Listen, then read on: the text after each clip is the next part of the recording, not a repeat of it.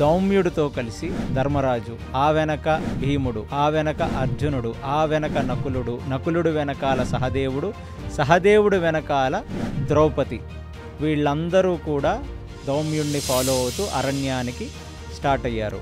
ధర్మరాజా, నువ్వు రాజువి, ఎక్కడ ఉన్నా నీ రాజుధర్మాన్ని నువ్వు చెయ్యాలి.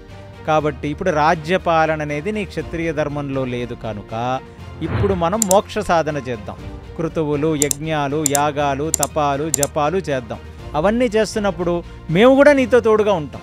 కావాలి కదా బ్రాహ్మణులు. ముందుకు వెళ్ళిపోతూ వెళ్ళి కామ్యక వనంలో ఇప్పుడు ఒక దగ్గర అందరూ కూర్చుంటే అక్కడికి ఒక పెద్ద పర్సనాలిటీ వస్తుంది. ఆ పర్సనాలిటీయే శ్రీకృష్ణ పరమాత్మ. హరే కృష్ణ. హరే కృష్ణ. సో శ్రీకృష్ణుడు సాత్యకి, దారుకి, దాని తర్వాత దృష్టద్యుమ్నుడు, వీళ్ళందరూ ఇంకొంతమంది రాజులు అందరూ కలిసి పాండవుల్ని కలుద్దామని వస్తారు. చాలా రోజుల తర్వాత కలుస్తారనుకుంటా. వాళ్ళు మయసభలో అగ్రపూజ తర్వాత మళ్ళీ శ్రీకృష్ణుడిని చూసింది ధర్మరాజు ఇక్కడే.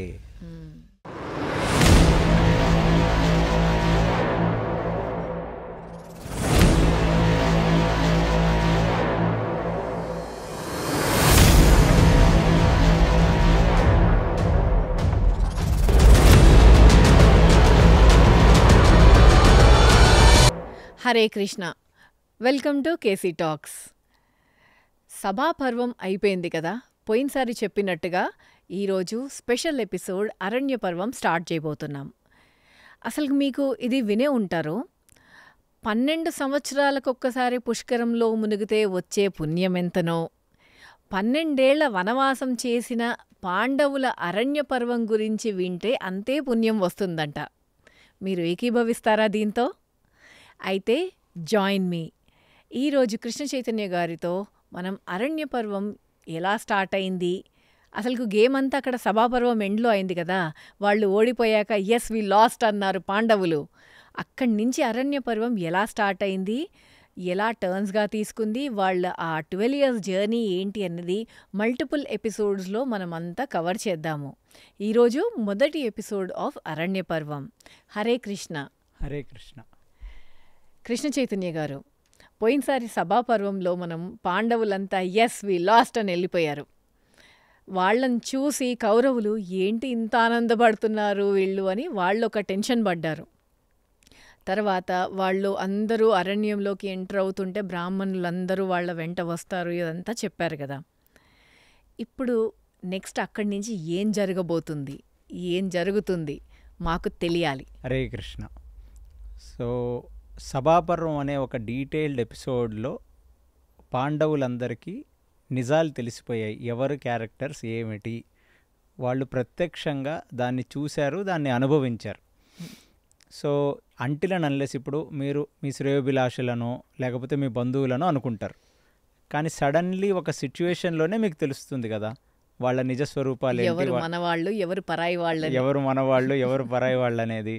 సో ప్లస్ వాళ్ళ రియల్ కలర్స్ కూడా ఆ సిచ్యువేషన్స్లోనే కదా బయటకు వస్తాయి. అవును. సో మన అనుకున్న మన పెదనాన్న పిల్లలు, మన అనుకున్న మన గురువులు, మన అనుకున్న మన గురు శిష్యులు, మన అనుకున్న మన తాత, మన అనుకున్న ప్రతివాడు మనతో నిలబడనే లేదు. అదే అంటారుగా, ఒక్కసారి ఫెయిల్ అయి చూడన్నయ్య ఎవరు నీ వెనకుంటారో తెలుస్తుందని. ఈ డైలాగ్ సూపర్గా ఉంది, ఇది ఇక్కడ వర్తిస్తుంది ఇది. సో ఇప్పుడు చాలా కష్టపడి రాజసూయ యాగం చేసి గెలుచుకున్న యావత్ రాజ్యాన్ని 10 నిమిషాల్లో శకుని అట్నుంచి ఇట్లాగేశాడు. అసలు ద్రౌపది ఆవిడ ఔన్నత్యం గురించి మీరు ఆల్రెడీ ఒక పాడ్కాస్ట్లో విన్నారు నేను చెప్పింది. సో అంత గొప్ప ఆవిడని సభలోకి లాగేశారు. ఇంత లాగేసినా ఆయన మౌనంగా ఉన్నాడు. పాండవులందరూ కూడా విపరీతమైన కోపాన్ని వ్యక్తపరిచారు, మౌనాన్ని వ్యక్తపరిచాడు ధర్మరాజు. ఎవరు ఏమీ మాట్లాడలేదు. కొద్దో గొప్ప వాళ్ళ వైపు నించున్న వాళ్ళు ఎవరయ్యా అంటే విదురుడు, భీష్ముడు. ఈ ఇద్దరు తప్ప మిగతా వాళ్ళెవరూ కూడా వాళ్ళ పక్కన నించున్నట్టుగా సభాపర్వం చెప్పట్లేదు. వికర్ణుడు అనేవాడు లెగిసి ఒక మాట మాట్లాడాడు అంతే. అదేదో పెద్ద ప్రతిఘటించాడని మీరు దానికి డప్పు కొట్టక్కర్లేదు. బట్ ఆ డైలాగ్ కూడా గుడ్డిలో మెల్ల కొద్దో గొప్ప కనీసం ఒక డైలాగ్ అయితే కొట్టాడు. సో కాబట్టి వాళ్ళకి మొత్తం తేటతెల్లని వాళ్ళకి అర్థమైపోయింది మొత్తం. హ్మ్. నల్లనివన్నీ కాకులు, తెల్లనివన్నీ ఏవో అని ఒక సామెత ఉంటుంది కదా, హ్మ్. అలా వాళ్ళు ఏదో అనుకున్నారు. సో వాళ్ళకంతా క్లారిటీ వచ్చేసింది. ఇప్పుడు దౌమ్యుడితో కలిసి దౌమ్యుడు రుద్రమంత్రాలతో మొదలుపెట్టి అటుగా వెళుతున్నప్పుడు తర్వాత ఆయన ప్రేత మంత్రాలతో ముగించాడని చెప్తుంది. ప్రేత మంత్రాలంటే ఏంటంటే శ్రాద్ధానికి పిండ ప్రదానాలకి వాడే మంత్రాలని మాట్లాడుతూ అతను ముందుకు వెళుతూ ఉన్నాడు. ఆయన వెనక ఫస్ట్ ధర్మరాజు, ఆ వెనక భీముడు, ఆ వెనక అర్జునుడు, ఆ వెనక నకులుడు, నకులుడు వెనకాల సహదేవుడు, సహదేవుడు వెనకాల ద్రౌపది. వీళ్ళందరూ కూడా ప్రేత మంత్రాలు చదువుతూ ముందుకు వెళుతున్న దౌమ్యుణ్ణి ఫాలో అవుతూ అరణ్యానికి స్టార్ట్ అయ్యారు. ఆ అరణ్యానికి స్టార్ట్ అవుతున్నప్పుడు ఆ రాజ్యంలో ఉన్న సమస్త జనాలు ఇటు అటు నిలుచొని, ఎలా అయితే ఒక క్రమేషన్కి వెళ్తున్న ఒక పొలిటీషియన్ పార్థివ దేహం వెళ్తున్నప్పుడు అటు ఇటు జనాలు నించొని ఉంటారో, అలాగ మొత్తం ఇటు అటు జనాలు నించొని ఉన్నారు. వాళ్ళల్లో కొందరు వచ్చి డైరెక్ట్గా ధర్మరాజు కాళ్ళ మీద పడి మేము కూడా మీతో వచ్చేస్తామన్నారు. వస్తే అప్పుడు ధర్మరాజు ఏం చెప్పాడంటే, అసలు ఒక పురంలో కానీ ఒక ప్రదేశంలో కానీ ఎందుకు ఉండాలి, ఒక పల్లెటూరులో కానీ ఒక ఊరిలో కానీ ఎందుకు ఉండాలంటే మీ వర్ణాశ్రమ ధర్మాలను నిర్వర్తించడానికి ఉండాలి. వర్ణములు 4, అది భగవంతుడు సృష్టించిన వర్ణములు, బ్రాహ్మణ వైశ్య క్షత్రియ శూద్రులు. అవి ఎలా సృష్టించాడంటే నేను మీకు గతంలో చెప్పాను, చాతుర్వర్ణమయా సృష్టం గుణకర్మ విభాగశ్య. వాళ్ళ గుణాలని బట్టి వాళ్ళ కర్మల్ని బట్టి సృష్టించాడు వర్ణాలు. ఆ వర్ణానికి ఒక ధర్మం ఉంది. బ్రాహ్మణుడైతే అతనికి ఒక ధర్మం ఉంది, క్షత్రియుడైతే అతనికి ఒక ధర్మం ఉంది, వైశ్యుడికో ధర్మం, శూద్రుడికో ధర్మం. అవన్నీ చెయ్యాలి అంటే ఆశ్రమాల్లో ఉంటేనే చేయగలడు. సో ఆ ఆశ్రమాలు ఏంటి? 4 ఆశ్రమాలు. ఏమిటి ఆశ్రమాలు? బ్రహ్మచారి, గృహస్థ, వానప్రస్థ, సన్యాసం. సో వర్ణ వ్యవస్థ అంటే వర్ణాశ్రమ వ్యవస్థనండి. ఎప్పుడైనా అదేదో కమ్యూనిస్టులు వాడినట్టుగా వర్ణ వ్యవస్థ అంటే వర్ణాశ్రమ వ్యవస్థ, వైదికమైన వర్ణాశ్రమ వ్యవస్థ. అసలు ధర్మం ఏమిటి అంటే, ధర్మం అంటే నీకు నచ్చింది చేస్తే ధర్మం కాదు. ఒకడికి డబ్బు లేదు, వాడికి డబ్బు ఇచ్చావు. ఒకడికి విద్య లేదు, వాడికి నువ్వు విద్యనిచ్చావు. ఒకడికి నీళ్లు లేవు, వాడికి నువ్వు నీళ్ళు ఇచ్చావు. ఇది కేవలం ఇది చెయ్యటం మాత్రమే ధర్మం కాదు. ఇది చెయ్యటం అనేది పుణ్యం. కానీ నీ వర్ణాన్ని బట్టి నీ ఆశ్రమాన్ని బట్టి నువ్వు వర్ణాశ్రమ ధర్మాల్ని నిర్వర్తించాలి. సో వర్ణాశ్రమ ధర్మం అన్నారు. అందుకనే ఈ మహాభారతం మొత్తం వర్ణాశ్రమ ధర్మ వ్యవస్థను నిలబెట్టేదిగా మాట్లాడుతుంది. కాబట్టి దాన్ని ఇప్పుడు కరెంటు సమాజంలో ఉన్న కులాలని చూసి అది దానికి ఆపాదించద్దు. ఎంతోమంది వర్ణాల్లో ఉన్న క్షత్రియ వర్ణంలో పుట్టిన వాళ్ళు ఎంతోమంది రాజర్షులయ్యారు. మనం సూత గోస్వామి అని చదువుతాం. సో సూత అనేది ఒక కులం కాదు. సూత గోస్వామి ఉవాచ, సూత గోస్వామి అనే అతను చాలా పెద్ద ఋషి.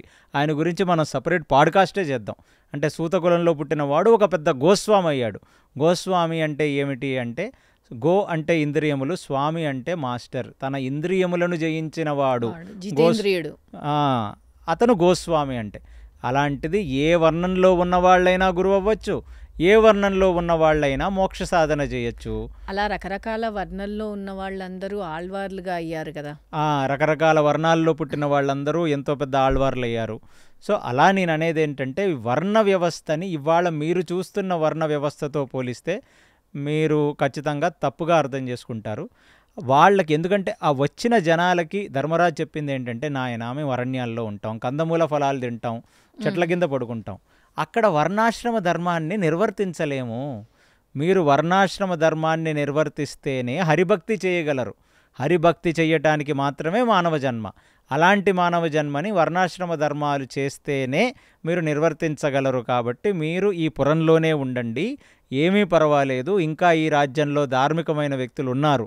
ఎవరు అంటే మన భీష్మ పితామహుడు, ద్రోణాచార్యులు, ఇట్లాంటి కృపాచార్యులు, ఇట్లాంటి గొప్ప గొప్ప వాళ్ళు ఉన్నారు, మీరేమీ బాధపడవద్దు అని వచ్చిన జనాలందరినీ కన్సోల్ చేసి, మీరేమీ బాధపడద్దు, 12 సంవత్సరాల అరణ్యవాసం, 1 సంవత్సరం అజ్ఞాతవాసం కళ్ళు మూసి తెరిచే లోపల అయిపోతుంది. ఇక్కడి నుంచే మీరు హరిని స్మరించండి, అడవుల నుంచి నేను హరిని స్మరిస్తాను, ఆ శ్రీకృష్ణ పరమాత్మే మనల్ని నడుపుతాడు అని చెప్తూ వాళ్ళు పురం ప్రదేశం దాటి పురం నుంచి బయటికి వస్తారు.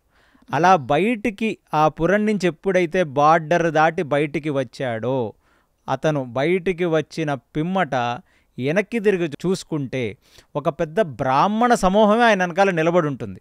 వాళ్ళేమంటారు, ధర్మరాజా నువ్వు రాజువి, ఎక్కడ ఉన్నా నీ రాజుధర్మాన్ని నువ్వు చెయ్యాలి. కాబట్టి ఇప్పుడు రాజ్యపాలన అనేది నీ క్షత్రియ ధర్మంలో లేదు కనుక ఇప్పుడు మనం మోక్ష సాధన చేద్దాం. కృతువులు, యజ్ఞాలు, యాగాలు, తపాలు, జపాలు చేద్దాం. అవన్నీ చేస్తున్నప్పుడు మేము కూడా నీతో తోడుగా ఉంటాం. కావాలి కదా బ్రాహ్మణులు. వాళ్ళు అనే మాట ఏంటంటే వాళ్ళకేమీ అతను సంభావన ఇవ్వడానికి ఆయన దగ్గర ఏమీ లేదు. అయినా సరే నువ్వు చేసే మోక్ష సాధనలో పాలు పంచుకుంటాం మేమందరం, అందుకే మేము వచ్చాము అని వేరే వేరే వాళ్ళందరూ వాళ్ళ వాళ్ళ ధర్మాన్ని వాళ్ళు నిర్వర్తించాలి కాబట్టి రాజ్యంలోనే ఉండిపోమన్నాడు. ఈ బ్రాహ్మణులందరూ అతనితో పాటు కలిసి మోక్ష సాధన చేయడానికి వస్తున్నారు, కాదనలేకపోయాడు. కానీ వెనక్కి తిరిగి ఎప్పుడైతే ఇంత పెద్ద బ్రాహ్మణ సమూహాన్ని ఆయన చూశాడో ఇమీడియట్లీ విపరీతమైన ఏడుపుకి లోనయ్యాడు. అక్కడే ఒక రాయి మీద కూర్చొని వలవలా ఏడవటం మొదలుపెట్టాడు. అప్పుడు పక్కనే భీముడు వచ్చి అతని భుజాల మీద చెయ్యేశాడు. అర్జునుడు అతని పక్కన నిలబడ్డాడు. ద్రౌపది ఆశ్చర్యపోయింది. అలాగ ఏడుస్తూ ఏడుస్తూ అతను సొమ్మసిల్లి మూర్ఛపోయాడు. ఇలాగని మహాభారతం చెప్తుంది. అక్కడ సభాపర్వంలో కూడా తను ఏమీ అవ్వలేదు. ఏమవ్వలేదు. ఎందుకు అలా జరిగింది? సూపర్. అదే డైలాగ్ భీముడు అన్నాడు. మూర్ఛపోయిన తర్వాత పక్కన నుంచి నీళ్లు తీసుకొని వచ్చి అతని మీద స్ప్రింకిల్ చేశారు. స్ప్రింకిల్ చేసుకోగానే కళ్ళు తుడుచుకొని లెగిశాడు. లెగిస్తే భీముడు అప్పుడు అడిగాడు, అన్న ఇంత పెద్ద విషయం జరిగితే సభాపర్వంలో మనల్ని మణిసభలో వాళ్ళు మన రాజ్యాన్ని ఎట్టించటు అంటే ఓవర్ నైట్ పేకాడి కోట్లు పోగొట్టుకున్నప్పుడు కూడా నువ్వు మూర్ఛపోలేదు. అలాంటిది మన భార్య అయిన ద్రౌపదిని తీసుకొని వచ్చి వస్త్రాపహరణం చేద్దామని ప్రయత్నించినప్పుడు మూర్ఛపోలేదు.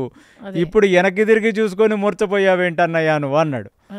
అంటే భీముడిని చూశాడు. ఓహో అలా ఉందన్నమాట నీ క్వశ్చన్ అనగానే అతను మూర్ఛపోయి లెగిసిన పిమ్మట అక్కడ శౌనక ఋషి వచ్చాడు. ఆయన ఒక పెద్ద ఋషి.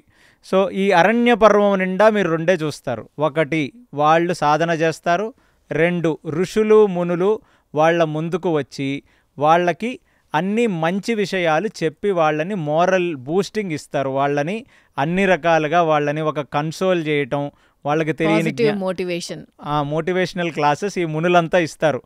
సో అలాంటి ఈ అరణ్య పర్వంలో ఫస్ట్ వచ్చే ఋషి శౌనక ఋషి. శౌనక ఋషి వచ్చి ధర్మరాజా ఇంత ధర్మం ఉన్నవాడివే నువ్వు, అలాంటి ఇంత ధర్మాత్ముడివైన నువ్వు ఎలాగా ఇలా మూర్ఛపోయావు అని అడిగితే శౌనక మునికి చెప్తాడు, వేరే వాళ్ళనైతే నేను పంపించేశాను గురువుగారు, ఎందుకంటే వాళ్ళు వాళ్ళ వర్ణాశ్రమ ధర్మాల్ని నిర్వర్తించాలి.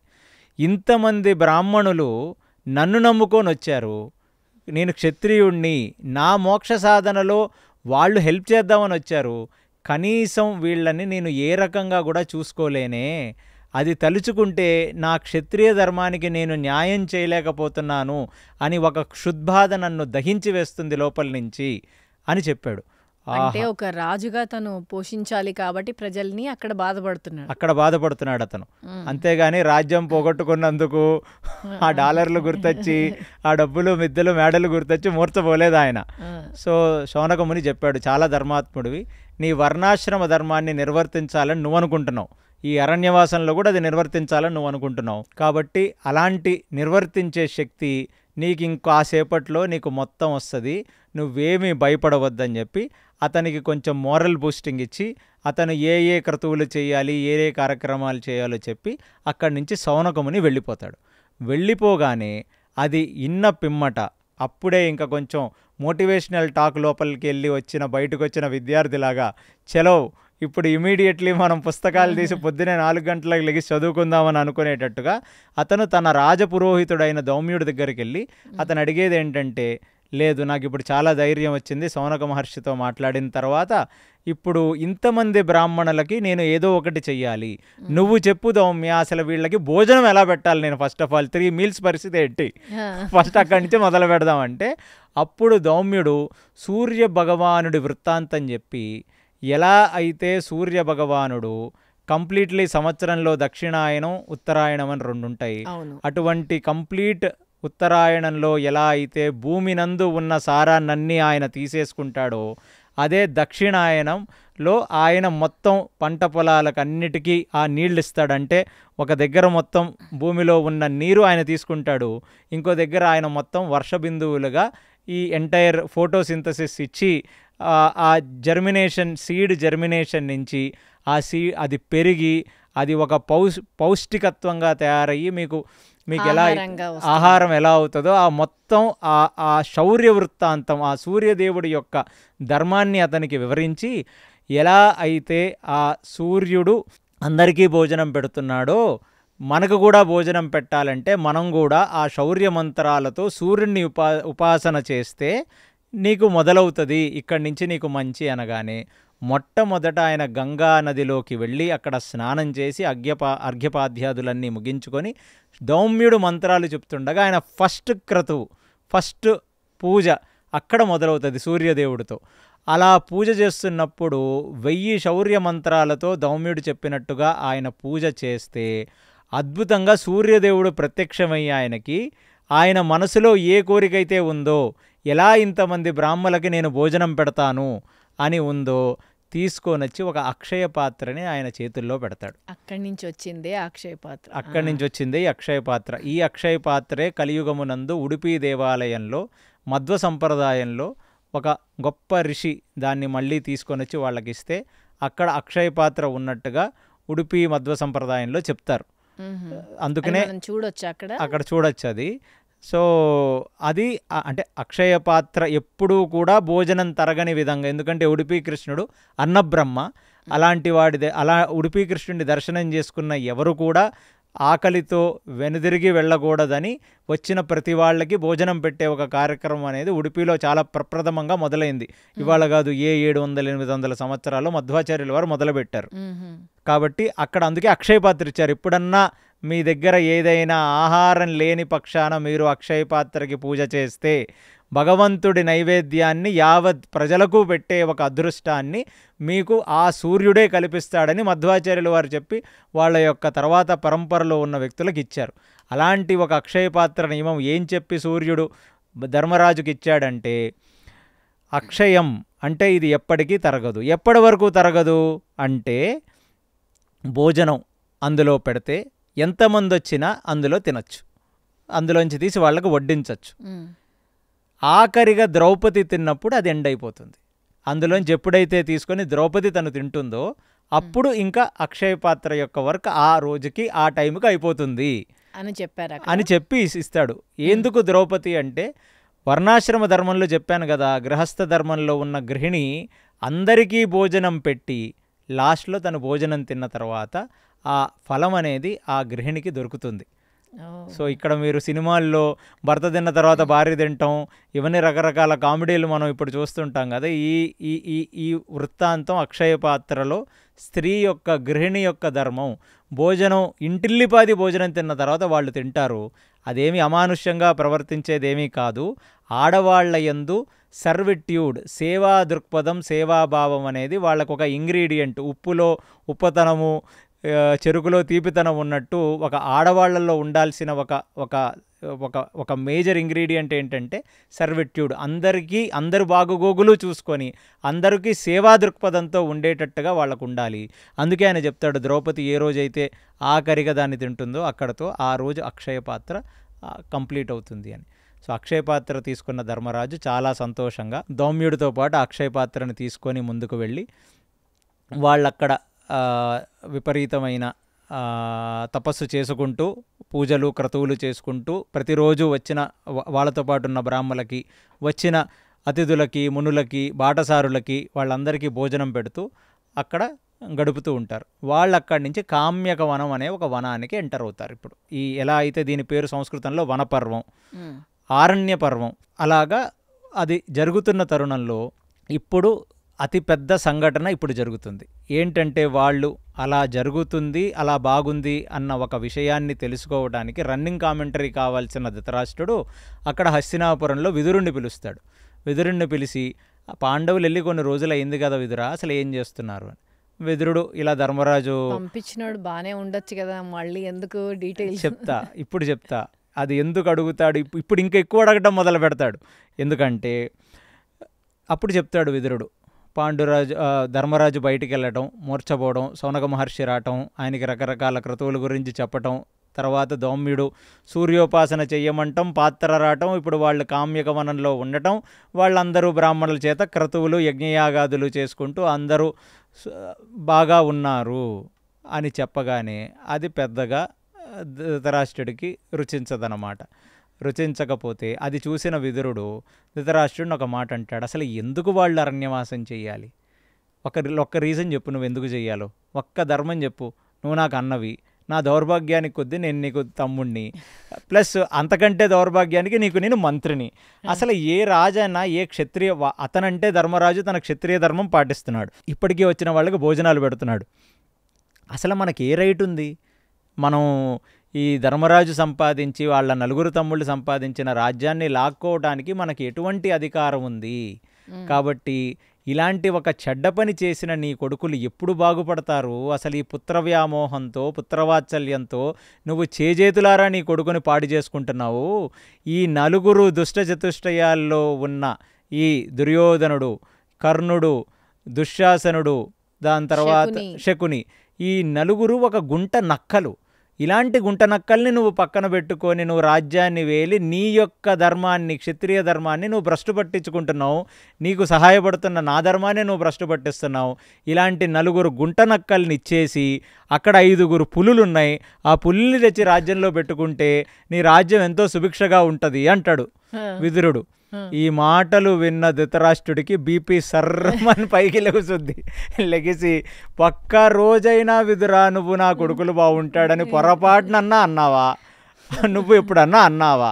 నీ కలలో అయినా నా కొడుకులు బాగుంటారని అన్నావా? అసలు నీలాంటి వేస్ట్ గాడు అసలు నా రాజ్యంలో ఉండకూడదు, అసలు నేను మంత్రి పదవిలో పెట్టుకోవడమే నేను చేసిన తప్పు. మా తిండి తింటూ వాళ్ళకు ఒత్తాసు పలుకుతున్నావు, నా ముందు నుంచి వెళ్ళిపో, నువ్వు ముందు వాళ్ళ దగ్గరికి వెళ్ళిపో అంటాడు. వెళ్ళిపో పో అనేది కంప్లీట్గా అవ్వకముందే విదురుడు థ్యాంక్ యూ సో మచ్, దీనికోసమే వెయిట్ చేస్తున్నాను నేనని అటు నుంచి ఇమీడియట్లీ తన రథం తీసుకొని జంపు కామ్యక వనానికి అప్పుడే రథం వస్తుంటే ఎవరు వస్తున్నారా అని చెప్పి ఒక చిన్న బైనాకులస్లో చూసిన సహదేవుడు వచ్చి చెప్తాడు, ఏమని? ధర్మరాజుకి మళ్ళీ విదురుడు వస్తున్నాడని. ప్రతిసారి ఈయన ఎంట్రీ ఏంటి అనుకుంటారా? అంటే ఆ డైలాగ్ ఇక్కడ వర్తిస్తుంది, ఎందుకంటే ఆయన ఎప్పుడొచ్చినా వీళ్ళకు కథలో ఒక ట్విస్ట్ జరుగుతుంది, విపత్తు తీసుకురావడమో ఏదో ఒక. సో అప్పుడు వీళ్ళందరూ కూర్చొని ఆలోచిస్తుంటారు, అంటే రథం దూరం నుంచి కనపడింది, రావడానికి టైం పడుతుంది, ఎందుకు పంపిస్తున్నాడు? కొంపదీసి మళ్ళీ ఏమన్నా జూదం ఆడి ఇంకేముంది నా దగ్గర పెట్టడానికి, ఇంకేముందన్నయ్యా నా దగ్గర అన్నయ్య మా దగ్గర పెట్టడానికి అని భీముడు డైలాగ్ వేస్తే, ఏమోరా మన గద, మన ధనస్సు, మన బాణాలు ఈసారి ఏ పెట్టమని అడుగుతారో ఏమోరా, ఎలాగా అని అనుకుంటున్న తరుణంలో విదురుడు వస్తాడు.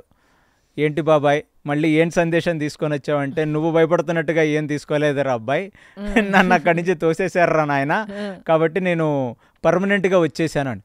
మరి పెట్టే బేళ ఏది బాబాయ్ అంటాడు. అసలు అక్కడ పెట్టలేదు, పేళ లేదు, అసలు వాళ్ళ కూడే రక్తపు కూడా అసలు అది నాకు అక్కర్లేదు, ఆ మాత్రం ఫుడ్డు ఆ మాత్రం బెడ్ నువ్వు ఇవ్వలేవా బాబాయ్ని నేను వస్తే అంటాడు.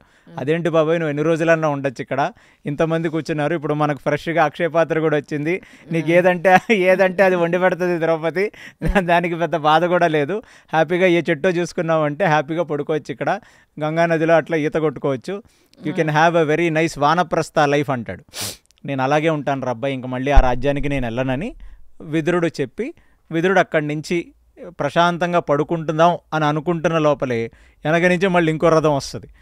ఏంటి ఇప్పుడు విదురుడు వచ్చేసాడని యుద్ధానికి వచ్చారా ఏంటి వీళ్ళు అని చెప్పి భీముడు చూస్తే సంజయుడు దిగి, మిమ్మల్ని ఏదో వెళ్ళిపోమన్నాడు కానీ వెళ్ళిపోమంటే వెళ్ళిపోతారా ఏంటండి, వెళ్ళిపోతే మీరు క్వార్టర్స్కి వెళ్ళాలి కానీ డైరెక్ట్గా కామ్యకమానానికి వచ్చి ఇక్కడ టెంట్ వేస్తారా, ఊరికే మీకు తెలియదు ఏముంది మీ అన్నయ్య గురించి, ఎన్నో అంటుంటాడు, మీరు ఈ చెవిలోంచి తీసేయాలి, కాబట్టి ఇవి చేతులు కాదు కాళ్ళని చెప్పమన్నాడు, ఇవి ధృతరాష్ట్రుడి చేతులు ఇవి, కాబట్టి నేనే చేతులు పట్టుకొని క్షమాపణలు చెప్పి మిమ్మల్ని తీసుకురమ్మన్నాడు అంటాడు.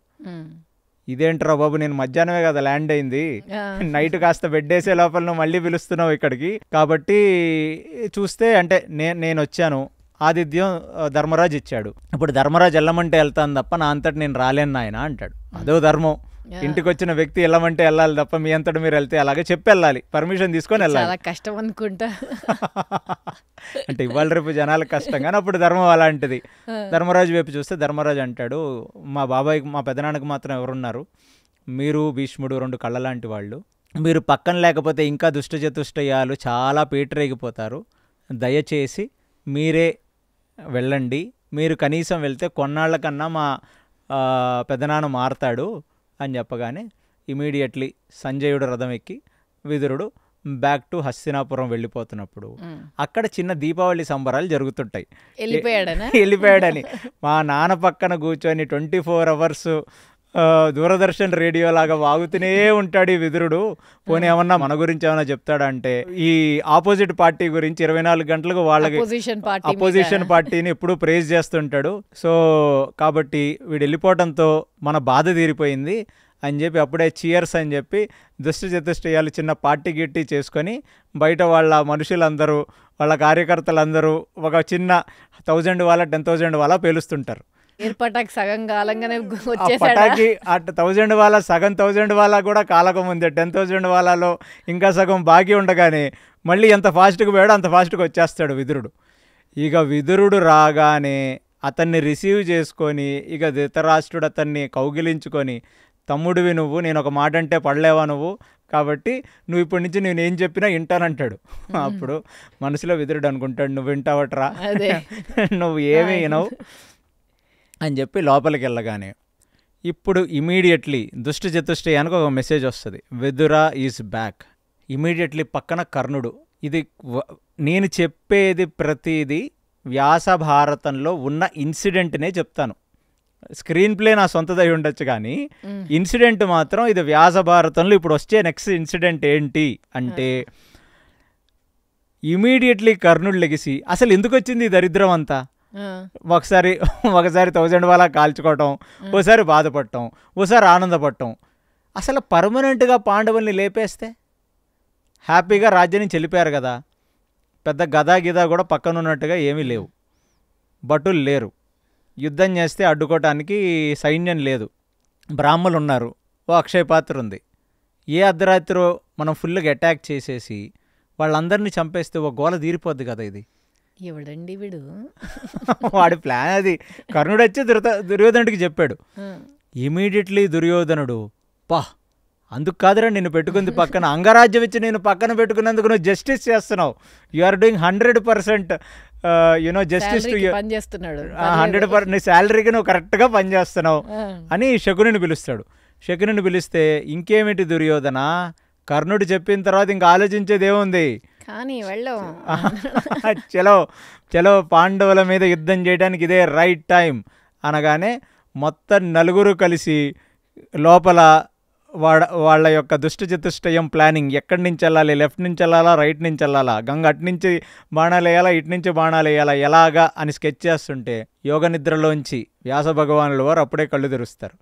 కళ్ళు తెరిచి అసలు ఇది దుర్మార్గం కాదు, నీచము నికృష్టం, ఆల్రెడీ ఇంత అవమానం చేసి పంపించి 10 రోజులు కాల, అప్పుడే మళ్ళీ అటాక నడుచుకుంటే అమాంతంగా ఈ సభలోకి వచ్చేస్తాడు. ధృతరాష్ట్రుడు ఉన్న సభలోకి వ్యాసభగవానులు వచ్చారని పక్కన వాళ్ళు చెప్తారు. మనోడి కళ్ళు కనపడవు కదా, వ్యాసభగవానులు వచ్చారు. ఎవరు వ్యాసభగవానుడు, సొంత తండ్రి. కాళ్ళ మీద పడతాడు, వ్యాసభగవానుల కాళ్ళ మీద పడగానే అసలు నువ్వు చేసే పని ఏమన్నా బాగుందా అంటాడు. అంటే నేనేం చేశానండి అంటే, ఏమి చేసావా, ఏం చేయలేదురా నువ్వేం చేయలేదు, కాబట్టి నువ్వు నా కొడుకువేగా, పాండురాజు నా కొడుకేగా, విదురుడు నా కొడుకేగా, నేను ఎప్పుడన్నా మీ ముగ్గురు మధ్యన వివక్ష చూపించానా, మీ అందరినీ ఒకేలాగా చెప్పానుగా, నేను భీష్ముడే కదా చూసుకుంది, ఎప్పుడన్నా నిన్నొక రకంగా పాండురాజును ఒక రకంగా విదురుని ఒక రకంగా చూసుకున్నాడా? అసలు పాండురాజు ఎవరు? నీకు అంగవైకల్యం ఉండి నిన్ను రాజ్యాధికారం చేయలేని పక్షాన యావత్ భూమండలాన్ని జయించి తెచ్చి నీ కాళ్ళ దగ్గర పెట్టినవాడేగా, వాడు తమ్ముడు ధర్మాన్ని పాటించాడుగా, మరి నువ్వు అన్నగా ఏం చేస్తున్నావు? తమ్ముడు కొడుకుల్ని ఇలానా చూసేది నువ్వు?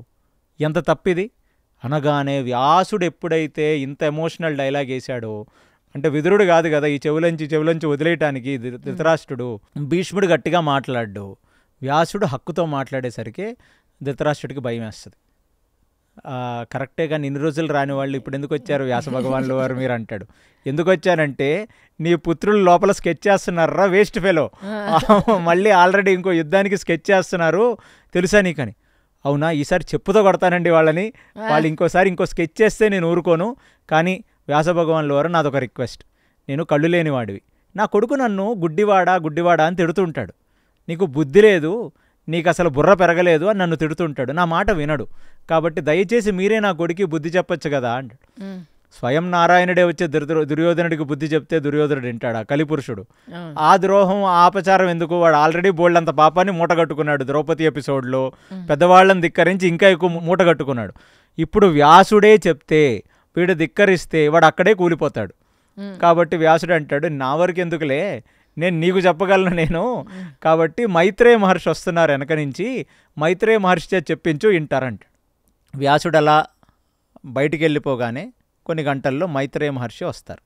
మైత్రేయ మహర్షి రాగానే మైత్రేయ మహర్షిని కూర్చోబెట్టి అర్ఘ్యపాద్యాదులు ఇచ్చి కాళ్ళది కడిగి వ్యాసనం మీద కూర్చోబెట్టి ఆయనకి దండం పెట్టి, వ్యాస భగవానులు వారు ఆల్రెడీ చెప్పారు, కొంచెం మా సన్నుకి కౌన్సిలింగ్ సెరమనీ సార్ ఇది, కాబట్టి నేను నా సన్నునే పిలుస్తాను, ఎందుకంటే నా సన్ను పక్కన వేస్ట్ ఫెలోస్ ఉన్నారు ముగ్గురు, వాళ్ళని అక్కడనే ఉంచేద్దాం, ఆ వేస్ట్ గాళ్లే మొత్తం రాజ్యాన్ని నాశనం చేస్తుంది, మీరు కాసేపు నా సన్నుని కొంచెం బాగా ఈ దుర్యోధనుడికి కొంచెం కౌన్సిలింగ్ ఇస్తే నేను చాలా హ్యాపీగా ఫీల్ అవుతానంటే, అబ్బా అసలు ఎవరు చెప్పినా ఈయనని వాడు వ్యాసుడొచ్చి చెప్పగానే, అబ్బా ధృతరాష్ట్రుడికి నీకు నిజంగా ఇప్పుడు నీకు నిజంగా కళ్ళొచ్చాయిరా ఆయన ఇప్పుడు అట్లీస్ట్ ఈ కౌన్సిలింగ్ సెరమనీకి నీ కొడుకుని పిలవమంటే, వాడు ఎక్కడ లేని దర్పంతో వస్తాడు దుర్యోధనుడు, కూర్చోబెడతాడు. ఇక్కడ మైత్రేయ మహర్షి, అక్కడ ధృతరాష్ట్రుడు, ఇక్కడ దుర్యోధనుడు, ముగ్గురు కూర్చోగానే మైత్రేయ మహర్షి చెప్తారు, ఎందుకు దుర్యోధన నీకు ఇవ్వాల్సిన రాజ్యం నీకు ఇచ్చారు, వాళ్ళకి ఇవ్వాల్సింది వాళ్ళకి ఇచ్చారు, వాళ్ళు కష్టపడి గెలుచుకున్నారు.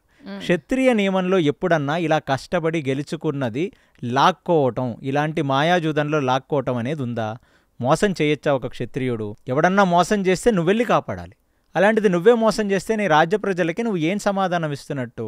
మనం ఈ వర్ణాశ్రమ ధర్మాన్ని పాటించాలి. నీ ధర్మం ఏమిటి? నువ్వు యువరాజువి, కాబట్టి నీ తండ్రి నిన్ను సరిచేయలేక నాకు చెప్పాడు కొడుకువి.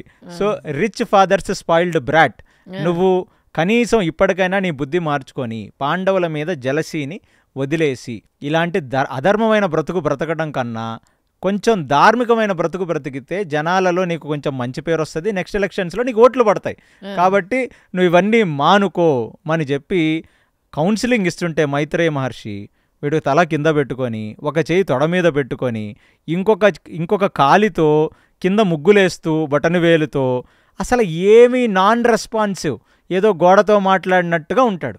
అప్పుడు రీల్స్ చూసుకుంటున్నాడేమో, అప్పుడు పోనుంటే వాడు రీల్సే చూసుకునేవాడు. అంటే మీరు ఇమాజిన్ చేసుకోండి, ఒక స్పాయిల్డ్ బ్రాట్.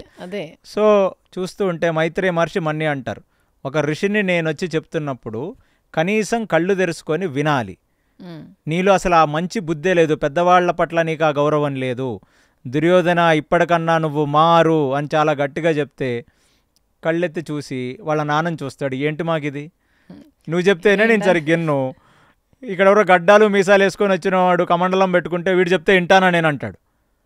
ఆ మాట ఎప్పుడైతే దుర్యోధనుడు అన్నాడో మైత్రేయ మహర్షి లేచి కమండలంలోంచి నీళ్లు తీసుకొని ముఖం మీద కొట్టి వాడిని ఒక భయంకరమైన శాపం ఇస్తాడు. ఏ అవహేళనా భావంతో నేను చెప్తున్నప్పుడు భూమికి ముగ్గులేసుకుంటూ తొడ మీద చేతులు పెట్టి వికారమైన నవ్వుతో నువ్వు నన్ను చూశావో ఆ తొడలు విరిగి నువ్వు చచ్చిపోతావు, భీముడు నిన్ను చంపేస్తాడు, వీళ్ళందరూ చూస్తుండగా చచ్చిపోతావు నువ్వు అంటాడు. అప్రూవల్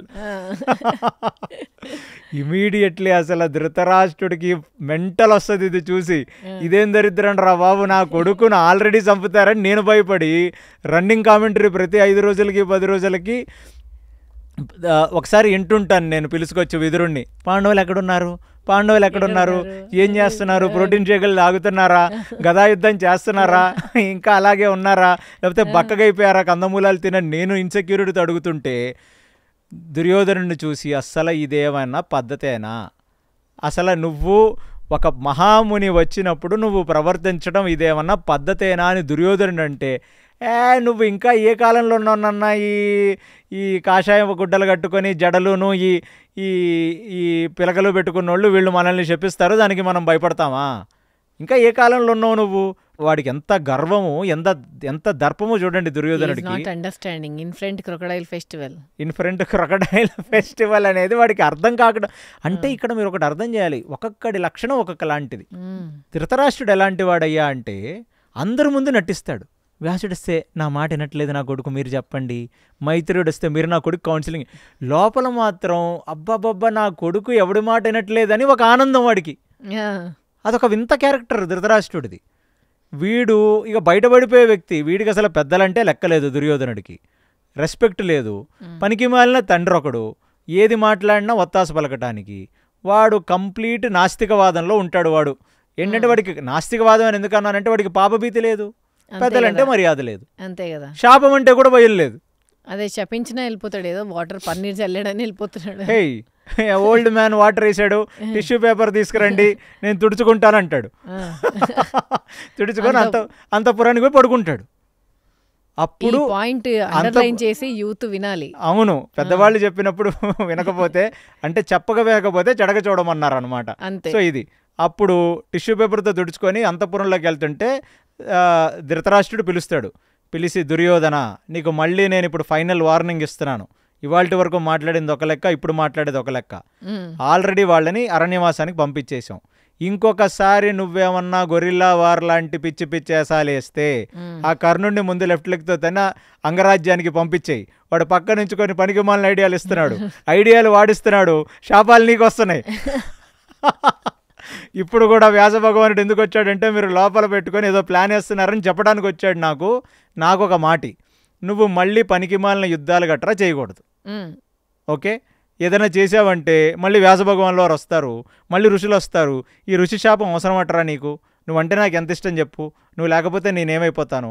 కాబట్టి నా మీద గౌరవం ఉంచి ఈ పనికిమాలిన యుద్ధాలు అయ్యి మానేయమంటాడు.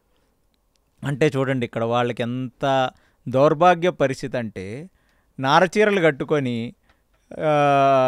అన్నం పప్పు కూరలు తినటం కూడా లేకుండా కందమూల ఫలాలు తేనె తింటున్న పాండవుల మీదకి ఇప్పుడు వీళ్ళు వెళ్ళిపోయి అప్పుడే చంపేయాలి. అంటే వీళ్ళు 13 years వెయిట్ చేసే పొజిషన్లో లేరు. చేస్తే మళ్ళీ వాళ్ళు ఎక్కడ రిటర్న్ వచ్చి మమ్మల్ని వేసేస్తారో అని భయం. అదొక రకమైన భయం ఇద్దరికీ ఉంది, తండ్రి కొడుకులు ఇద్దరికీ భయం ఉంది. అంటే అందరు ఇక్కడ గమనించాల్సింది ఏంటంటే నెక్స్ట్ 13 years మీరు అన్నట్టు ఇన్ఫ్రంట్ క్రొకడైల్ ఫెస్టివల్ అని వీళ్ళందరూ అనుకుంటున్నారు. ఈ కౌరవులంతా వాళ్ళు మాత్రం కాముగా ఉన్నారు. వాళ్ళ పనులు వాళ్ళు చేసుకుంటున్నారు ప్రశాంతంగా. ఎప్పుడైతే మనిషి వాడి పని వాడి చేసుకొని పక్కవాడి గురించి పని చెయ్యడో వాడికి సగం సక్సెస్ అక్కడే వచ్చేస్తుంది. అంతే. ప్లస్ అది వాళ్ళ ధర్మం వాళ్ళు నిర్వర్తిస్తున్నారు కాబట్టి ఇప్పుడు విశేషమైన అనుగ్రహం, విశేషమైన కృప, దేవతల కృప, విశేషమైన భగవత్ కృప, కృష్ణుడు ఇవన్నీ గమనిస్తూనే ఉన్నాడుగా. ఇప్పుడు అలా కొంతకాలం గడిచిన తర్వాత కామ్యక వనాన్ని దాటుతుండగా కిమ్మీరుడు అనే ఒక రాక్షసుడు అక్కడికి ఒక భయంకరంగా ఏదో ఒక మీరు మ్యాట్రిక్స్ సినిమాలో చూసినట్టుగా ఒక పొరలాగా ఏర్పడతాడు. దారిలో నడవలేరు వీళ్ళు, అందరు ఆగిపోతారు, బ్రాహ్మణ సమూహం అంతా ఆగిపోతారు. ఇదేంటిది, ఇది ఏదో అదృశ్య శక్తిలాగా మొత్తం ఇంగ్లీష్ సినిమా గ్రాఫిక్ లాగా అడ్డేసి ఉందని చెప్పి ఒక రాయిగానే రాయి లోపల నుంచి పడిపోద్ది, మనిషి మాత్రం వెళ్ళలేడు. సో ఏంటిదని చెప్పి దౌమ్యుడు తన చేతిలో ఉన్న నీళ్లని మంతరించి దాని మీదకేస్తే ఆ మాయ మొత్తం ఒక భయంకరమైన రాక్షసుడైన కిమ్మీరుడనే రాక్షసుడు లాగా మారిపోద్ది. అప్పుడు దౌమ్యుడు అడుగుతాడు, ఎవరు నువ్వు, ఎందుకు మా దారికి అడ్డొచ్చావని. అప్పుడు అడుగుతాడు, నన్ను గుర్తుపట్టలేదా నువ్వు ఈ భీముడు నా ఫ్రెండ్ అయిన బకాసురుడిని చంపుతున్నప్పుడు ఏకచక్క గ్రామంలో నేను దూరం నుంచి చూసి ఎంతగానో ఏడ్చిన వాడిని. వాడు ఒక సైకో, వాడు ఆ రోజు రాలా కానీ వీళ్ళ డెత్ని చూశాడు. దాని తర్వాత బకాసురుడుని చంపిన తర్వాత హిడింబాసురుడిని చంపాడు చూడు భీముడు, అతని ఫ్రెండ్ని. నేను ఆ బకాసురుడు యొక్క తమ్ముణ్ణి. మా అన్నని చంపుతాడు ఆ భీముడు. కరెక్ట్గా దొరికాడు, కేవలం నారచీరది కట్టుకున్నాడు, చేతిలో పెద్దగా వెపన్స్ లేవు. ఇప్పుడే కరెక్ట్గా అటాక్ చేద్దామని నేను స్కెచ్ చేసి నేను ఇలా నించున్నాను అంటాడు. ఇప్పుడు అక్కడ భీముడికి కిమ్మిరుడికి భయంకరమైన యుద్ధం జరుగుద్ది. అక్కడ కిమ్మిరుడిని భీముడు చంపేస్తాడు. ఇక్కడ మీరు ఇంకొకటి గమనించాలి, ఎప్పుడు అరణ్యవాసానికి వెళ్ళినా రాక్షసులను ఎవరు చంపుతున్నారు? భీముడు. సో దీన్ని బట్టి మీరు అర్థం చేసుకోవాలి, భూభారం తగ్గించే ఒక పెద్ద పని కృష్ణుడు తలిచి, కృష్ణుడు అక్కడ ఆల్రెడీ చాలామందిని చంపుతున్నాడు.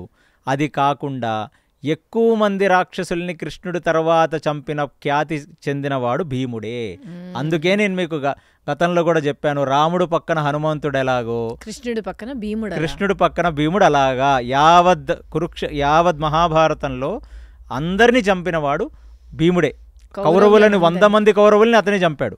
అలా మనం మాట్లాడుకుంటూ మహాభారతంలో చూస్తే ప్రతి అరణ్యంలో అక్కడ ఇక్కడ ఏ రాక్షసులు వస్తే ఆ రాక్షసుల్ని చంపుతూనే ఉంటాడు అతను. సో కిమ్మీర వధ జరిగిన తర్వాత మొత్తం ఆ వెనక ఉన్న బ్రాహ్మణులకి వాళ్ళందరికీ కూడా కాన్ఫిడెన్స్ వస్తుంది, అరణ్యంలో ఉన్న మనం పాండవుల చేత సురక్షితంగా ఉండొచ్చు అని ముందుకు వెళ్ళిపోతూ వెళ్ళి కామ్యక వనంలో ఇప్పుడు ఒక దగ్గర అందరూ కూర్చుంటే అక్కడికి ఒక పెద్ద పర్సనాలిటీ వస్తుంది.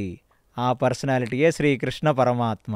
హరే కృష్ణ హరే కృష్ణ. సో శ్రీకృష్ణుడు, సాత్యకి, దారుకి, దాని తర్వాత దృష్టద్యుమ్నుడు, వీళ్ళందరూ ఇంకొంతమంది రాజులు అందరూ కలిసి పాండవుల్ని కలుద్దామని వస్తారు. చాలా రోజుల తర్వాత కలుస్తారనుకుంటా. వాళ్ళు మయసభలో అగ్రపూజ తర్వాత మళ్ళీ శ్రీకృష్ణుడిని చూసింది ధర్మరాజు ఇక్కడే.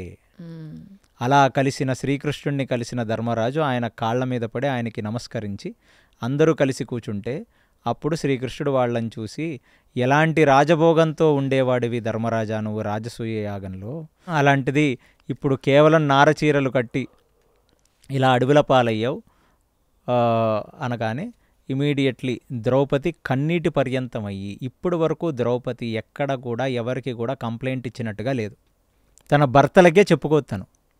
అలాంటి ఒక ద్రౌపది ఇప్పుడు వెళ్ళి శ్రీకృష్ణుడిని పట్టుకొని ఏడుస్తుంది.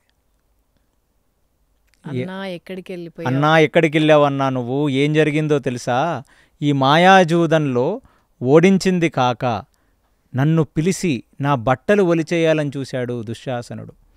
వాడు బట్టలు ఒలిచేద్దామన్నప్పుడు కూడా నేను బాధపడలేదు, కానీ కర్ణుడు నన్ను చూసి వెకిలిగా ఒక నవ్వు నవ్వాడు. ఆ నవ్వు ఎలాంటిదంటే నన్ను దహించివేస్తుంది ఆ నవ్వు. ప్లస్ 5గురికి పెళ్లి చేసుకున్న దానివి నువ్వేమి పతివ్రతవన్నాడు. దాని తర్వాత సైగ చేసి ఇతనన్న మాటకి, నా ఒక్కడిని నమ్ముకో నా స్నేహితుణ్ణి, నిన్ను చూసుకుంటాడంటే దుర్యోధనుడు సైగతో నా తొడ మీద కూర్చోమని నన్ను చెప్పాడన్నా అని చెప్పి ఆ కృష్ణుడు కాళ్ళ మీద పడి ఏడుస్తుంది. అప్పుడు కృష్ణుడికి చాలా ఒక ఎమోషనల్గా ఫీల్ అవుతాడు కృష్ణుడు. అలా తన చెల్లి అంటే వీళ్ళకి రక్త సంబంధం లేదు. మీరు ఎప్పుడన్నా గమనించండి, శ్రీకృష్ణుడికి ద్రౌపది చాలా దూరపు చుట్టం, శ్రీకృష్ణుడికి పాండవులు ఇంకా దూరపు చుట్టాలు, కేవలం అత్తపిల్లలు. శ్రీకృష్ణుడికి కౌరవులు ఎలాంటి వాళ్ళు తెలుసా, శ్రీకృష్ణుడు కొడుకైన సాంబడు దుర్యోధనుడు కూతుర్ని పెళ్లి చేసుకుంటాడు. సో దుర్యోధనుడు శ్రీకృష్ణుడు వియ్యంకులు. ఇదొకటి ఉంటుందండి, అంటే ఒకళ్ళని అర్థం చేసుకోవాలంటే రక్త సంబంధమే ఉండక్కర్లేదు. రక్త సంబంధం ఉన్నవాళ్ళు ఏం చేశారు కౌరవులు పాండవులు? అది అందుకనే నేను మీకు చెప్తుంది ఏంటంటే, శ్రీకృష్ణుడు యొక్క కొడుకైన సాంబడు దుర్యోధనుడు కూతుర్ని పెళ్లి చేసుకున్నాడంటే కృష్ణుడికి దుర్యోధనుడికి ఇంకా దగ్గర సంబంధం, వియ్యంకులు వాళ్ళు. వాళ్ళ అమ్మాయిని చేసుకున్నాడు కృష్ణుడు. కానీ పాండవులు ఇంకా కొంచెం దూరం సంబంధమే, ద్రౌపది ఇంకా దూరపు సంబంధం. అలాంటి ద్రౌపది అండి, మీరు ఎప్పుడన్నా గమనించాలి ఇక్కడ కృష్ణతత్వం. మళ్ళీ అలాంటి ఒక మణిసభలో వస్త్రాపహరణం జరిగితే తను తన అన్న అయిన దృష్టద్యుమ్నుడిని ప్రార్థించలేదే. అంటే కృష్ణతత్వాన్ని అందరికంటే ఎక్కువ అర్థం చేసుకున్న ఆవిడ ఈ ద్రౌపది. అందుకు ఆమెను ఔన్నత్యం చెప్తున్నాను. అవును, అర్థమైందా మీకు? ఆ కృష్ణతత్వం అందరికంటే ఎక్కువ ఆమెకు అర్థమైంది. ఈయన శ్రీమన్నారాయణుడు, ఈయన భగవంతుడే అనే తత్వం అందరికంటే బాగా అర్థమైన వ్యక్తి ద్రౌపది అనేది మహాభారతం చాలా ఖచ్చితంగా చెప్తుంది. ఆమె యొక్క గ్రేట్నెస్ అది.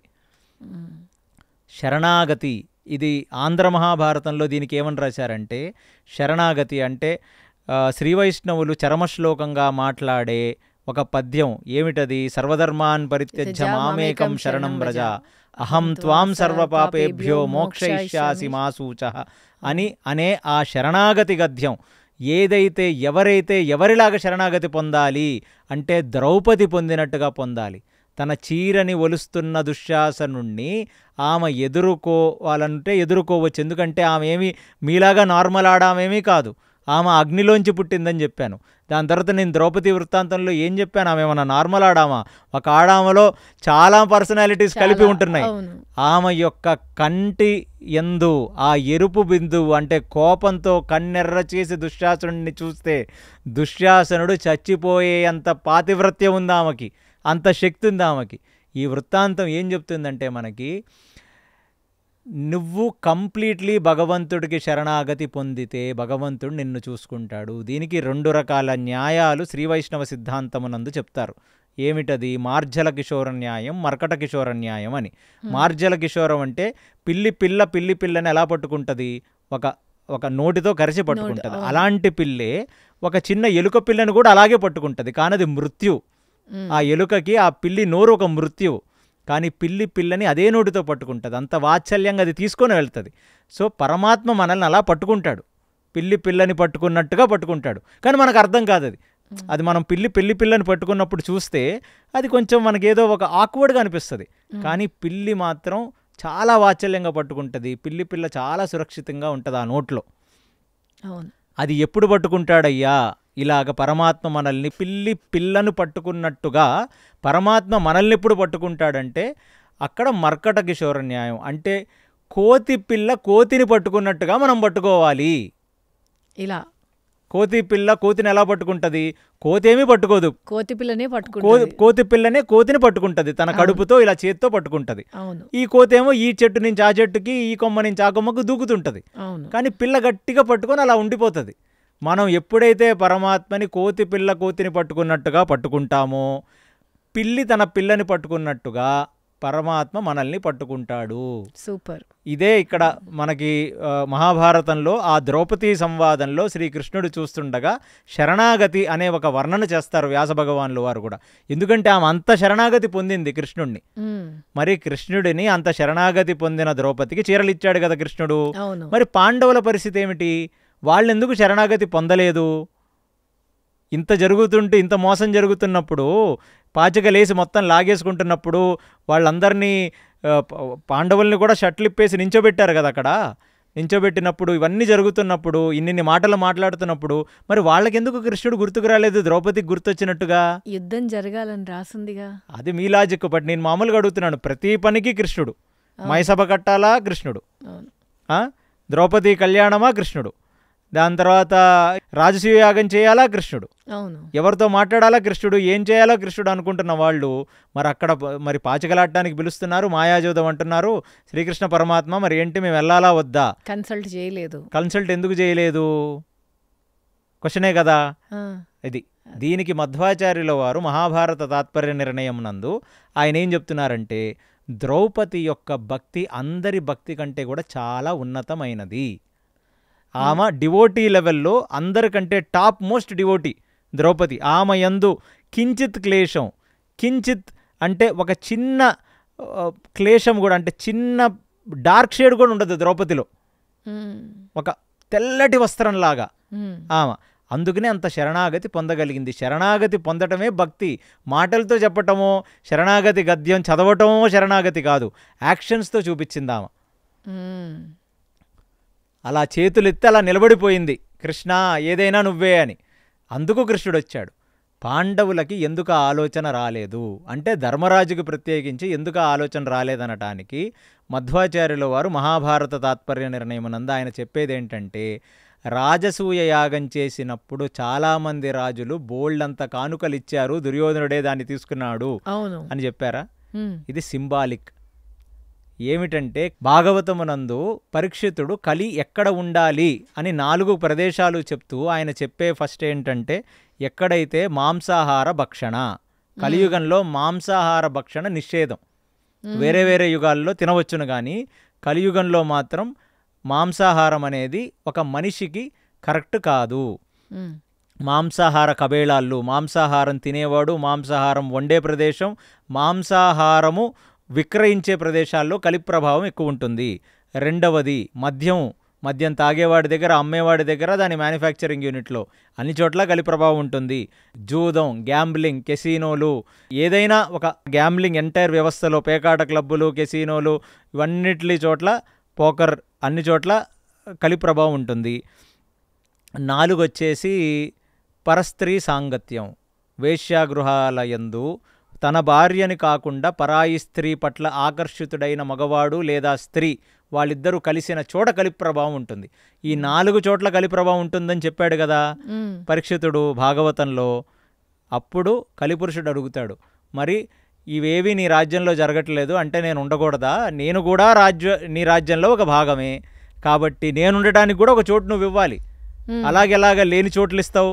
ఇవేవి నీ రాజ్యంలో జరగట్లేదు అంటే అతనికి ఇచ్చే మాట, అమితమైన బంగారము ధనము ఎక్కడైతే ఉంటాయో అక్కడ కలి ప్రభావం నువ్వు ఉండవచ్చునుగాక. దానిని ఆధారంగా తీసుకొని సింబాలిక్గా మధ్వాచార్యుల వారు ఏం చెప్తున్నారు, అక్కడ సమస్తమైన రాజుల చేత కానుకలు ఎవరు తీసుకుంటున్నారు? కలిపురుషుడైన దుర్యోధనుడు తీసుకుంటున్నాడు. అందుకే వెనకాల నిల్చోబెట్టాడు గిఫ్ట్ కలెక్ట్ చేసుకోవడం కోసం. వెనకాల ఎందుకు ఖర్చు పెట్టాడంటే ఎక్కడైతే అమితమైన ధనం అమితమైన బంగారం ఉంటుందో అక్కడ కలిపురుషుడు ఉంటాడు. అది సింబాలిక్గా ఆల్రెడీ కూర్చోబెట్టేశాడు. అంటే ఇది ఏంటంటే ద్వాపరం కలి ప్రవేశిస్తున్న తరుణంలో జరుగుతున్న కథ ఇది. ఇంకొంతకాలంలో ద్వాపరం ఎండ్ అయిపోతుంటుంది. ఎప్పుడైతే ఎండ్ అయిపోతుందో అప్పుడు కలి ప్రభావం స్లోగా స్టార్ట్ అవుతుంది. ఇది ఎలాంటిది అంటే సూర్యాస్తమయం లాంటిది. అంటే సంధ్యా సమయంలో చంద్రుడు ఇంకా రాడు, సూర్యుడి పవర్ తగ్గిపోతూ ఉంటుంది. క్రమేపీ తగ్గిపోతూ చంద్రోదయం మొదలైపోతుంది. అలాగా ద్వాపరం యొక్క అస్తమం జరుగుతూ కలి ప్రవేశం మొదలవ్వాలి. ఆ కలి ప్రవేశం మొదలనేది ఈ రాజసూయ యాగం జరుగుతున్నప్పుడే ఆ దుర్యోధనుడు యొక్క కళ్ళు బంగారం మీద పడుతూ కలిప్రవేశం జరిగిపోయింది. ప్లస్ ధర్మరాజు వెళ్ళింది జూదానికి. జూదం దగ్గర కూడా కలిప్రభావం ఉంది, అదే దుర్యోధనుడు సింబాలిక్గా. కాబట్టి ఈ 2 కలిసి ఉన్నాయి కాబట్టి వాళ్ళు శ్రీకృష్ణుణ్ణి విస్మరించారు అనేది మహాభారత తాత్పర్య నిర్ణయమునందు మధ్వాచార్యులు వారు చేస్తున్న వ్యాఖ్యానం. సో కానీ ఈ ఎటువంటి కలుషితం లేని ద్రౌపదికి అసలు కలి ప్రభావమే ఆమె దగ్గరికి రాలేదు. శరణాగతి పొందింది, భక్తవత్సలుడైన శ్రీకృష్ణుని చేతులెత్తి అడిగింది, ఆయన కాపాడాడు. ఇదే అడుగుతున్నాడు ధర్మరాజుని, నేనక్కడ లేను అందుకే నువ్వు ఆడావు, నేనక్కడ ఉండుంటే నీ ఇంకో రకంగా ఉండేది. నేను ధృతరాష్ట్రుడి కొడుకులకి చెప్పుండేవాడిని ఇలా చెయ్యటం మీరు తప్పు అని.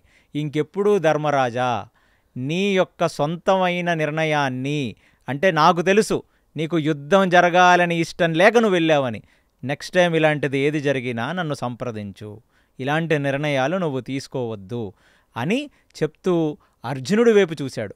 అర్జునుడు విపరీతంగా బాధలో ఉన్నాడు.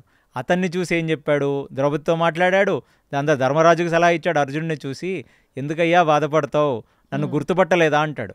అప్పుడు అర్జునుడు చూస్తాడు, ఏంటిది కొత్తగా ఉంది, శ్రీకృష్ణ పరమాత్మ నిన్నెందుకు నేను గుర్తుపట్టలేను, ఇదేం క్వశ్చన్ అంటాడు. నువ్వు నరుడివి, నేను నారాయణ్ణి, ఆది ఋషులైన నరనారాయణుల మనిద్దరము భూభార హరణాన్ని తగ్గించటం కోసం నేను నారాయణుడిగా వస్తే నువ్వు నరుడుగా జన్మించావు. మన పూర్వజన్మ గుర్తు తెచ్చుకో ఒకసారి, నరుడుగా నువ్వు నాకు ఎలా తోడ్పడ్డావో, నరుడుగా నువ్వు ఎలా చేశావో. ఇది ఫస్ట్ వృత్తాంతం అండి మహాభారతంలో, అందరూ గమనించాలి. వాళ్ళు నరనారాయణులు అనేది కేవలం ఎవరో చెప్పింది కాదు, ఆయన స్వయంగా ఈ అరణ్య పర్వమునందు అర్జునుడికి గుర్తు తెస్తున్నాడు ఇది.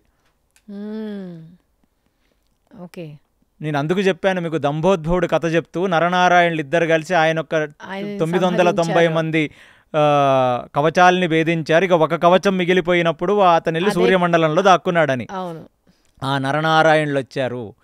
ఇప్పుడు ఈ ఇద్దరు నరనారాయణులు కలిసి ఆ ఆఖరి కవచాలు లేని దంభోద్భవుడైన కర్ణుణ్ణి వాళ్ళు కురుక్షేత్ర రణరంగమునందు వాళ్ళు సంహరిస్తారు.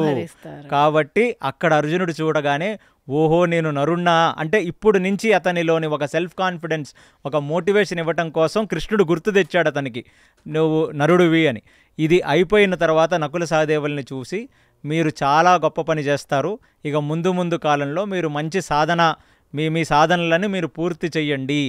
ఈ అరణ్య పర్వం అనేది, ఈ అరణ్యకాండం మీరు చేసే ఈ 12 సంవత్సరాల ఈ వనవాసంలో మీకు ఎన్నో మంచి పనులు జరుగుతాయి, మీకు ఎన్నో అస్త్రాలు వస్తాయి, ఎన్నో శస్త్రాలు వస్తాయి, ఎంతోమంది ఋషుల దీవెనలు మీకుంటాయి, వాళ్ళ పాపం తరుగుతుంది, మీ పుణ్యం పెరుగుతుంది, కాబట్టి ఇది మీ మంచికే జరిగింది అని నేను అసలు ఆ రోజు అక్కడ రాలేకపోవటానికి గల కారణం ఏమిటంటే, పాండవుల్లారా ఈ హితమంతా చెప్పి, ఆ రోజు నేను అక్కడ రాలేకపోవటానికి కారణం ఏంటంటే, నేను ఎప్పుడైతే శిశుపాలుడి వధ చేశానో ఆ శిశుపాలుడు యొక్క స్నేహితుడైన సాల్వుడు, మీకు ఆల్రెడీ తెలుసు ఈ సాల్వుడు అనే వ్యక్తి.